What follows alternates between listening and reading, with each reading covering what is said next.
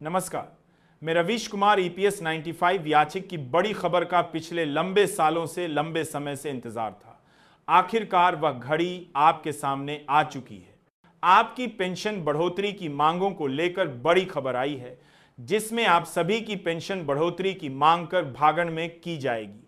जी हां दोस्तों, पेंशन बढ़ोतरी की मांग को यहां पर मंजूर कर दिया गया है, लेकिन आप सभी को पेंशन बढ़ोतरी कैसे मिलेगी, इसके लिए आपको हर पार्ट पूरी के पूरे समझने होंगे। जी हां, कौन से पार्ट में रहने वाले लोगों को कितनी पेंशन मिलेगी, कौन सी पार्ट में आने वाले लोगों को कितनी पेंशन मिलेगी, यह हम इस वीडियो के मध्य से आपको बताने वाले हैं।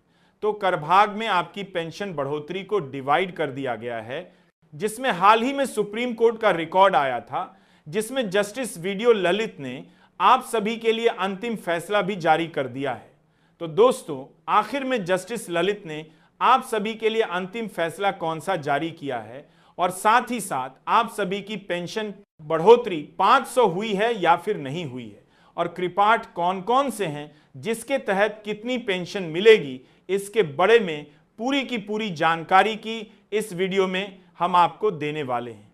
इसलिए दोस्तों, आपसे हाथ जोड़कर निवेदन है कि अगर आप एब्जरस 95 पेंशन धारक तो इस वीडियो को कृपया आप इसकी बिल्कुल मत करना। जी हां दोस्तों, स्किप करने की गलती आप मत करना।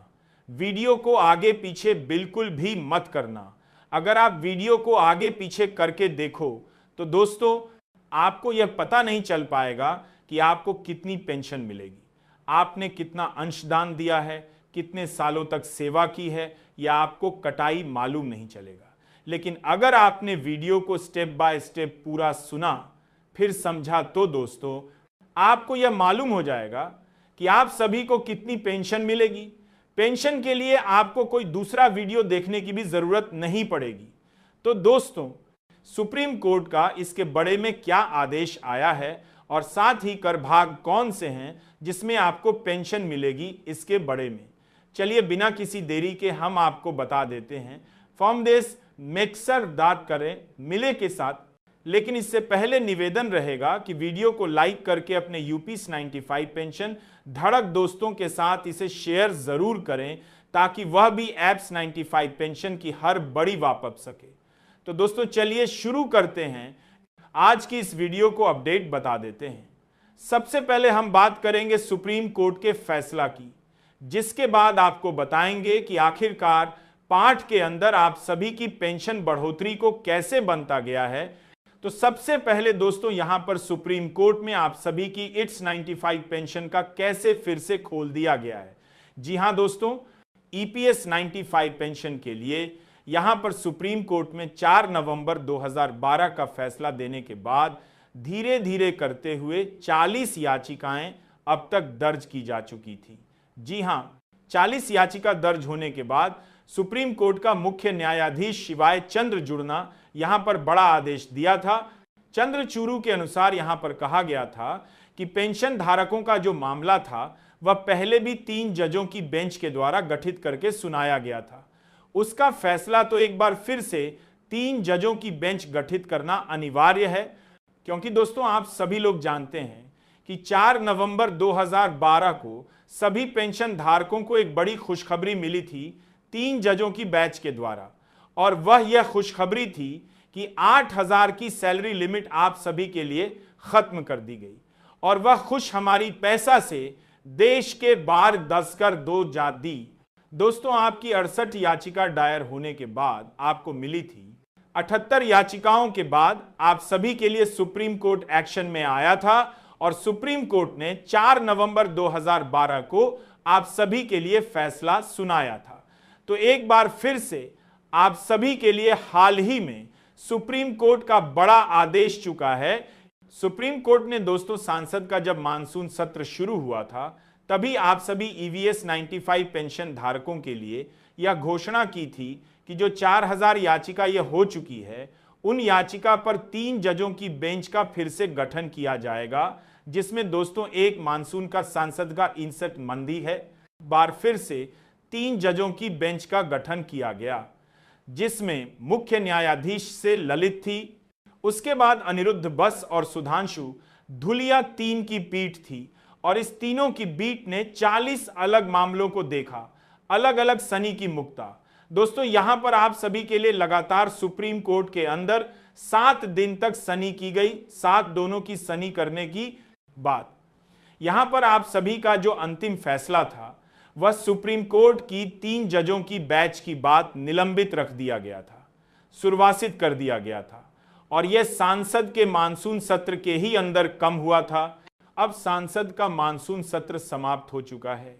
तो एक बार फिर से आप सभी के लिए एप्स 95 पेंशन धारकों के लिए सुप्रीम कोर्ट का बड़ा आदेश आ चुका है, जिसमें सुप्रीम कोर्ट ने बड़ा आदेश यह दिया कि पेंशन बकों को उनकी सेवानिवृत्ति आयु के साथ किसी भी प्रकार का भेदभाव नहीं करना चाहिए, जिसमें सुप्रीम कोर्ट ने काफी एक बार फिर से और सभी कोर्ट के लिए बड़ा आदेश ये दिया। सरकार ने कम किया है, चाहे वह 2004 से पहले का रिटायर्ड हुआ हो, चाहे 2006 से पहले का रिटायर्ड हुआ कर्मचारी हो, चाहे 2006 के बाद का हो, 2014 के पहले का और 2014 के बाद और पहले दोनों रिटायर्ड हुए पेंशन धारकों के साथ उनकी रिटायरमेंट आयु के आधार पर कभी भी भेदभाव नहीं किया जा सकता। भेदभावपूर्ण की नीति को एक बार फिर से सुप्रीम कोर्ट ने बिल्कुल से जानकारी दिया है और सुप्रीम कोर्ट ने सरकार ईपीएफओ को यह हिदायत दे दी है कि जल्द से जल्द सभी पेंशन धारकों को सम्मान पेंशन देने का प्रावधान सरकार के द्वारा किया जाए।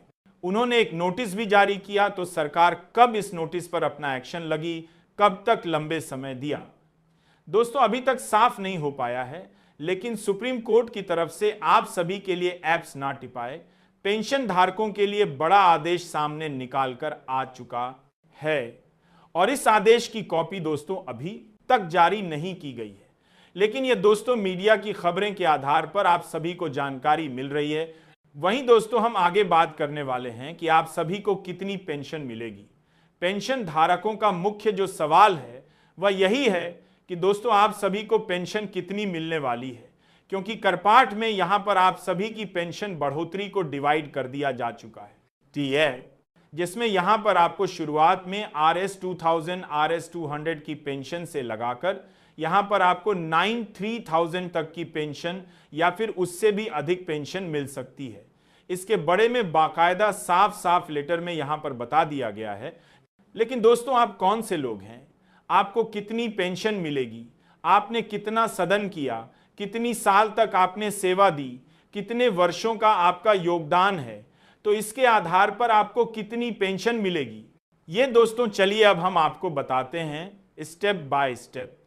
लेकिन दोस्तों वीडियो आप इसकी मेरे वीडियो को पूरा देखें, तभी आपको सही से पता चल पाएगा, सही से यह मालूम हो पाएगा कि आप सभी को कितनी पेंशन यहां पर मिलने वाली है। तो दोस्तों सबसे पहले बात करते हैं कि जिन लोगों ने यहां पर 10 साल या फिर 10 साल से कम का कंट्रीब्यूशन किया है, 10 साल से कम का योगदान दिया है, तो उन पेंशन धारकों की पेंशन में कितनी बढ़ोतरी की गई है और उन पेंशन धारक को कितनी पेंशन मिलने वाली है। जी हां दोस्तों, एप्स 95 पेंशन सीमा 15.00 के आधार पर अगर किसी भी व्यक्ति ने यहां पर 10 साल तक का कंट्रीब्यूशन किया है, तो दोस्तों उसे व्यक्ति की जो पेंशन है वह दोस्तों एवरेज 2143 की पेंशन मिलेगी। ये दोस्तों 15.000 की सैलरी लिमिट के आधार पर बता रहा हूं, क्योंकि अभी तक आदेश आया है। लेकिन 15,000 की सैलरी लिमिट के आधार पर ही अब सबको पेंशन मिल रही है। नया सर्कुलर अभी आपके लिए नहीं आया है, तो अगर आपने 10 साल या उससे कम का योगदान किया है तो दोस्तों आपको एवरेज पेंशन मिलेगी RS 23 की पेंशन। अब ये तो हो गया दोस्तों पहले पार्ट। अगर दूसरे पार्ट की बात करें तो दोस्तों आपने 15 साल से लगाकर साल के बीच का अगर आपने कंट्रीब्यूशन दिया है और आपने जो कंट्रीब्यूशन है वह 15,000 की सैलरी लिमिट के आधार पर किया है, आपकी जो पेंशन बिल सर्विस है वह दोस्तों 15 से 25 साल के बीच में है, तो जो आपको एवरेज पेंशन मिलेगी दोस्तों वह मिलेगी 300 पदीरा से लगाकर 500 से 66 के बीच में। यानी कि आपने 15 साल योगदान दिया है तो दोस्तों आपको RS 325 की पेंशन मिलेगी। आपने 20 साल तक का योगदान किया है तो आपको 47 और RS 34 की पेंशन मिलेगी। और दोस्तों आपने अगर 25 साल तक योगदान किया है तो दोस्तों आपको 5 सीट से रुपए की पेंशन मिलेगी। लेकिन इन 15 और 25 के बीच की जो एवरेज पेंशन मानी जा रही है वह दोस्तों आप सभी के लिए एवरेज पेंशन फॉर 2500 से आप सभी को मिलेगी। लेकिन इसके लिए आपको जो करंट पेंशन में 15,000 की सैलरी लिमिट है, सीलिंग जो है, उसके आधार पर अगर आपने 20 साल तक योगदान किया है तो ही दोस्तों आपको यह पेंशन मिल पाएगी। वहीं दोस्तों तीसरी भारतीय बात करें तो कौन से लोग हैं जिनको यहां पर 30 साल तक अगर उन्होंने कंट्रीब्यूशन किया है, 25 से 30 साल या 30 से थोड़ा बहुत ज्यादा उन्होंने कंट्रीब्यूशन किया है, तो उनको कितनी पेंशन मिलेगी? तो जिन्होंने 30 साल तक का कंट्रीब्यूशन किया है तो उसे 7,000 की सम पेंशन मिलेगी। और जिन्होंने 35 साल का कंट्रीब्यूशन किया है तो उन्हें फिक्स पेंशन 70 ही फाइन की पेंशन मिलेगी। क्योंकि पेंशन धारकों की पिछले लंबे सालों से यही मांग थी कि 7 PT 500 प्लस है, डर पेंशन धारकों का मंजूर किया जाए। तो दोस्तों मंजूर तो 17,800 प्लस है, डा हो चुका है, लेकिन सभी पेंशन धारकों का 17,500 प्लस DA मंजूर नहीं किया गया है। उन पेंशन धारकों का 17,500 प्लस डा मंजूर किया गया है जिन्होंने यहां पर 30 साल से अधिक 35 साल तक का कंट्रीब्यूशन या फिर 35 साल तक की जो पेंशन बल सर्विस है वह यहां पर कर दी है, तो उन्हें ही यह पेंशन प्रोवाइड करवाई जाएगी। ऐसा दोस्तों यहां पर सर्कुलर के अंदर भी बता दिया गया है और तीसरी भाग के आधार पर आप सभी को बताया गया है। अब दोस्तों अंतिम पार्ट और चौथा पार्ट आता है जिसके अंदर आप सभी को पेंशन RS 9504 या फिर इससे अधिक की पेंशन मिलेगी। जी हां दोस्तों, यह पेंशन आपको सैलरी के आधार पर मिलेगी और यह पेंशन उन लोगों को दी जाएगी जिन्होंने ज्यादा पेंशन अपने के ऑन ऑप्शन को सेलेक्ट कर रखा है। जी हां दोस्तों, अगर आपने ज्यादा पेंशन अपने के ऑप्शन को सेलेक्ट कर लिया है तो दोस्तों आप सभी के लिए बड़ी खुशखबरी है। इसमें दोस्तों अलग अलग आपको पेंशन मिलेगी। आपकी सैलरी कितनी है उसकी आधार पर आपको पेंशन मिलेगी। अगर दोस्तों आपने 35 साल तक का योगदान किया है जिसके आधार पर आपकी जो सैलरी 23,000 थी, तो दोस्तों यहां पर आपको 1203 की पेंशन मिलेगी। यानी कि दोस्तों ये जो पेंशन मिलने वाली है, ये पेंशन आपको ओल्ड पेंशन स्कीम यानी कि UPS की तरह मिलेगी, क्योंकि सैलरी की आधी पेंशन यहां पर आप सभी को प्रोवाइड करवा दी जाएगी। इस प्रकार का अपडेट आया है। अगर किसी की सैलरी RS 25,000 प्रति महीना थी तो उसे 1172 पेंशन मिलेगी। अगर किसी भी व्यक्ति की सैलरी RSN प्रति महीना थी तो उसे RS 5,000 की पेंशन मिलेगी। और अधिकतम जो सैलरी इस सर्कुलर के आधार पर आई गई है उसमें दोस्तों सेम 4,000 की सैलरी राखी गई है। जिस व्यक्ति का सचिता 33,000 प्रति मठ सैलरी थी उसको दोस्तों 35,000 की पेंशन मिलेगी। यानी कि दोस्तों आपकी सैलरी की आधी पेंशन आपको मिलेगी। यह सर्कुलर के आधार पर बता दिया जा चुका है। लेकिन यह सर्कुलर कब से लागू होगा, ये जो कर पेंशन के अलग अलग पार्ट्स हैं ये कब से लागू होंगे, यह सरकार और EPFO पर निर्भर करता है।